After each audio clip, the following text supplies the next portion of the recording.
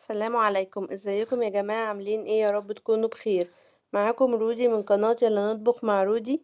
النهاردة هعمل معاكم الكفتة المشوية بتتبيلة تحفة جدا جدا. اتمنى تجربوها وتقولولي ايه رأيكم في الكومنتات، وان شاء الله هتعجبكم. طبعا ما تنسينيش في اللايك والاشتراك وتفعيل زر الجرس ليصلك مني كل جديد. طبعا القناة ليكم وبيكم هتكبر بيكم وبتشجيعكم ليا، ولكم وافر الامتنان والحب. بحبكم في الله، اخوات وصحاب، ربنا يبارك فيكم دايما يا رب. فاتمنى كده اي حد يشوف فيديوهاتي يحطلي لايك ويعملي كومنت جميل زيه كده. عايزة كده اتشجع بيكم وبكومنتاتكم وبلايكاتكم عشان اقوم اتشجع معاكم واصور اي حاجة بعملها معاكم، بما اني بحبكم انتوا اخواتي وصحابي. فياريت تحطولي لايك كده وتعملولي اشتراك للقناة عشان القناة تكبر بيكم بإذن الله.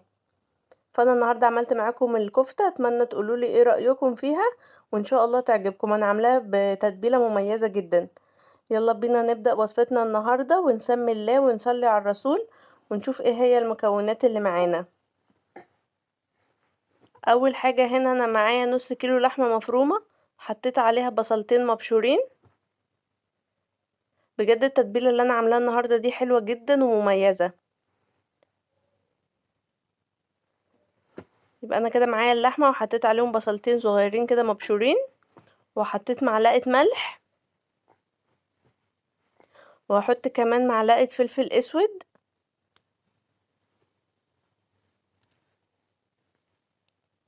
وهحط كمان رشة سكر بسيطة كده،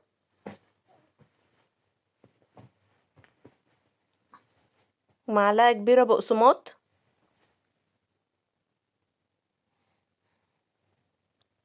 ومعايا ربع معلقة بيكربونات الصوديوم، ومعايا حوالي كده معلقة كبيرة عصير ليمون. بجد ما تقلقيش من عصير الليمون، بجد بيخلي التتبيلة تحفة تحفة. جربي الطريقة دي وهتدعيلي بإذن الله. بجد كانت طعمها حلو قوي. وعجنت كده، قعدت اعجن فيها كويس، وغطيتها بستريتش راب وحطيتها في التلاجة لمدة ساعتين عشان تتشمع. طبعا لازم نسيبها ترتاح عشان لما نيجي نصبحها تبقى كويسة كده وما تفكش مننا. وهنا بقى جبت صينية ودهنتها زيت كويس، وحطيت شوية زيت في بولة عشان ادهن بيها ايديا وانا بصبع الكفتة. احط ايدي في الزيت واخد حتة لحمة واصبعها كده في السيخ. لازم طبعا نصبعها في حاجة عشان تبقى مفرغة من جوه وما تبقاش مكتومة. انتوا زي ما انتوا شايفين كده انا بصبع اهو الكفتة. وطبعا لازم ادهن ايدي زيت. في طريقة تانية طبعا للكفتة، بنعمل ايه؟ بناخد منها مية البصل وبنشيل خالص التفل بتاع البصل، وتفل البصل بنحطه على اللحمة، ومية البصل بنصبع بيها الكفتة. برضو الطريقة دي حلوة، لو حابيني اعمل معاكم الطريقة دي قولولي وانا هعملها معاكم بإذن الله. انا هنا خلصت كل الكمية وهدخلها بقى الفرن على درجة 180، يكون الفرن سخن. والله النهاردة اكني شوياها على الفحم بالظبط. وعقبال بقى ما تستوي قلت اعمل معاكم الطحينة. حطيت كده كام معلقة طحينة، وبرضو عملت الطحينة بتتبيلة حلوة هتشوفوها دلوقتي. يبقى انا حطيت كام معلقة طحينة، وهحط بقى معلقة خل، معلقة كبيرة خل. حطيت معلقة كبيرة خل واقلب كويس. ومعايا بقى البهارات، ملح وفلفل اسود وشطة وكمون وكزبرة وبصل باودر وتوم باودر. حطيتهم على الطحينة واقلب كويس جدا. طبعا الطحينة بخففها بمية دافية، لازم تكون مية دافية. واقعد اقلب كده كويس، وكل ما احس ان القوام تقيل بزود مية زي ما انتوا شايفين. يعني مش عايزينها تبقى تقيلة قوي ولا خفيفة قوي، يبقى القوام كده حلو ومظبوط. وحطيت عصرة ليمونة، ما بحطش كتير كده ليمون، بحط عصرة بسيطة. حطيت كده زي ما انتوا شايفين عصرة ليمونة، ولسه حاسة ان القوام تقيل فهزود مية دافية. زودت مية. بصوا القوام اهو بقى مظبوط اهو، بقى مظبوط جدا.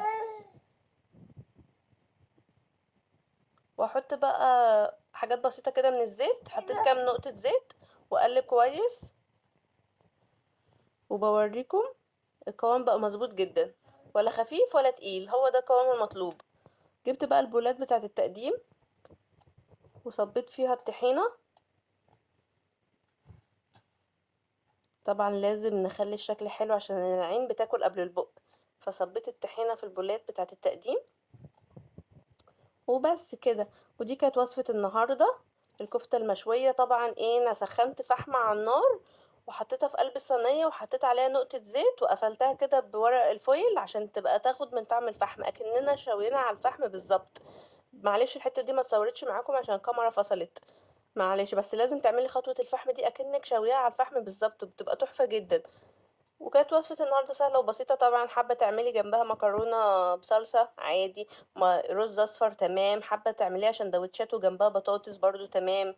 بجد يعني الكفتة بتبقى حلوة جدا وتحفة. وبس كده دي وصفتي النهاردة. كان معاكم رودي من قناة يلا نطبخ مع رودي. ومع السلامة. وما تنسينيش طبعا في اللايك والاشتراك. مع السلامة.